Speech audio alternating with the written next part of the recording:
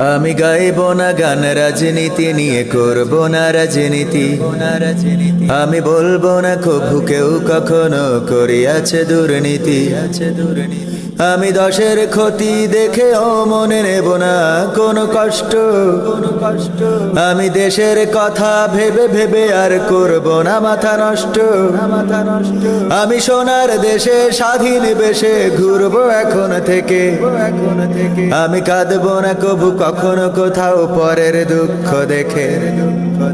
তবে তো আমি পারবো হতে সুশীল নাগরিক। আমি আমার বিবেককে তাই জানাই হাজার